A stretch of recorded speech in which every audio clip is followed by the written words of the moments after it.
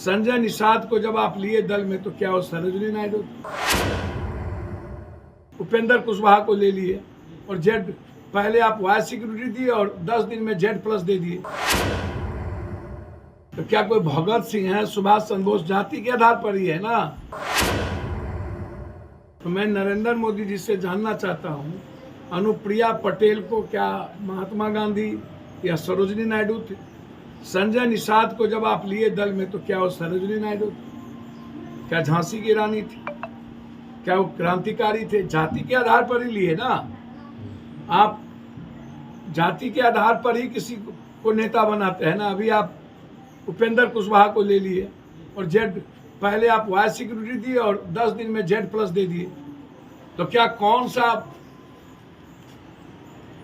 आतंकवादी का आरोप था कि जेड प्लस दे दिए? क्या जाति को दिखाने के लिए दिए ना।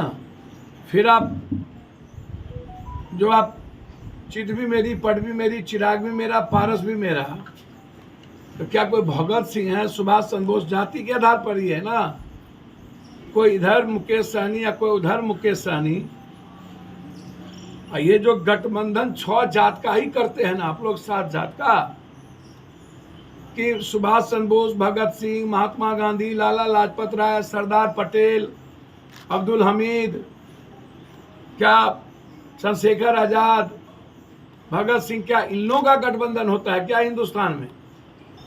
हिंदुस्तान में जब भी गठबंधन हुआ है, लिंगायत बोकलिंगायत, चाहे जिस भी आधार पर, वो जाति का, तो जाति को तो नेताओं ने सच में खड़ा कर दिया।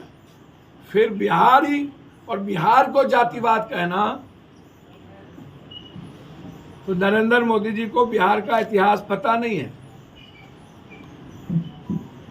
महाभारत के काल से लेकर वाल्मीकि जी, सीता की धरती से लेकर मंडन मिश्र, चाणक्य और बाबू विद्यापति, राजकवि दिनकर, रेणु से लेकर कर्ण, बुद्ध से लेकर महावीर से लेकर गुरु गोविंद, और वैशाली से लेकर विश्वामित्र, वीर कुंवर सिंह से लेकर के शेरशाह सूरी, ये सब दुनिया को दिशा दिया है। जातिवादी का आधार बिहार का नहीं था कभी। तो एक तो मैं आपको बता दूं कि आपसे बड़ा जातिवादी इस धरती पर कोई नहीं हो सकता, जिसने अपना परिचय नीच जाति और पिछड़ावाद से दिया। और जाति गठबंधन के आधार पर आप चुनाव लड़ते हैं, चाहे वो यूपी हो, चाहे जहां भी हो। दूसरी चीज, भ्रष्टाचार की बात आप कर रहे थे,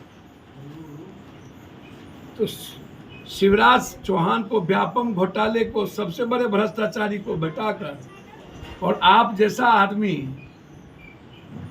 भ्रष्टाचार की बात करे बगल में व्यापम, और दूसरा तरफ सतपाल महाराज जिन 150 करोड़ का जिक्र किया है, और उन्होंने कहा कि अदानी का सारा पैसा नरेंद्र मोदी जी का है, और वो साबित कर रहे हैं कि मैं 150 आके बोला कि हमको 150 करोड़ रुपया देने आए थे पीएम को, तो उन्होंने हमको बदली कर दी। हम तो चाहते हैं कि सतपाल मलिक की पूरी जांच हो जाए, पुलवामा से लेके सारी बातों, क्या क्या बताऊं उनके घोटाले के। आपने तो अभी तक हिम्मत नहीं जुटाई यह कहने की कि अदानी आपके मित्र हैं, और अदानी व्यापम दुनिया के सबसे बड़े घोटाला के जनक है। तो हम तो कहना चाहेंगे कि आप भ्रष्टाचारियों के, आपसे बड़ा भ्रष्टाचारी कौन है जनाब धरती पर? आपने तो कभी सभी भ्रष्टाचारियों को, अभी आपने मणिपुर में, मैं नरेंद्र मोदी से जानना चाहता हूं, मध्य प्रदेश में विदेशों से आकर के आपको बिहार को गाली देने का वक्त मिला? ये गठबंधन से इतना बौखला चुके हैं, ये विपक्ष के गठबंधन से, ये इनका दिवालियापन, इनका मतलब इतना, ये मैं समझ नहीं सकता हूं उनकी इतनी बेचैनी। आप भ्रष्टाचार पर वार करते हैं। सबसे बड़ा घोटालेबाज जो मुख्यमंत्री आपने मणिपुर में गठबंधन किया, आप महबूबा मुफ्ती से गठबंधन किया, आप गुलाम नबी आजाद को सर्वश्रेष्ठ बना दिए कांग्रेस से निकालकर, शरद पवार के भतीजा को आपने अपने दल में लाकर के घोटाला ही गायब कर दिया। असम का मुख्यमंत्री सबसे बड़ा भ्रष्टाचारी नहीं है। सारे भ्रष्टाचारियों को रखकर, और वो छोड़िए, सुप्रीम कोर्ट ने जिसको सबसे बड़ा भ्रष्टाचारी कर्नाटक के मुख्यमंत्री को कहा था, उसको आप उसके नेतृत्व में चुनाव लड़े और माइंस माफिया के नेतृत्व में चुनाव लड़े।